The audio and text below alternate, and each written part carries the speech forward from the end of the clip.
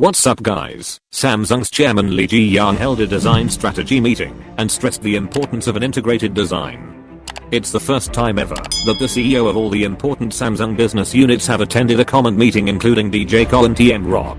Samsung's chairman was also photographed at Samsung's Research and Development Center in South Korea, in which he was seen holding a prototype phone unlike anything else we have seen from Samsung so far. South Korean people believe this is Samsung's unannounced sliding display smartphone, where the display actually stretches from a regular smartphone form factor to a tablet form factor. It also looks almost exactly like the patent that Samsung filed a couple of years ago. Let's.Go Digital made these renders based on those patents, which show the display slides from one end to reveal a bigger screen. It looks like Samsung's chairman is also holding a sliding display phone with the same form factor, albeit it looks like the mechanism slides towards the left instead of right as shows in these renders. By the way, Samsung has been working on this technology for years now. In fact, they showcased this stretchable display almost 4 years ago.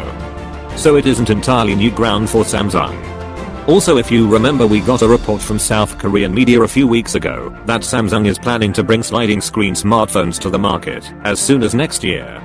So it seems we are looking at one of the prototypes of this phone, and I won't be surprised if the final product ends up looking like this. By the way, LG is also working on a sliding display phone. In fact, they showcased a teaser at their launch event, and according to the latest information, they are calling the LG Slide. It will be launched in March next year, so it seems sliding phones are the next big thing to go along with foldable smartphones. In a way, the slide-out screen design is intriguing because it achieves the same goal of teasing the screen real estate of a tablet from a device the size of a typical phone, without the complication of bending the device. This could allow it to have a single, more efficient battery, and could potentially solve the problem of the foldable phone's telltale crease. So looking forward to next year to see if they are actually better than the folding phones we have right now. Apple officially stated that the battery life of the iPhone 12 and the previous gen iPhone 11 series is the same, but turns out that's not the case.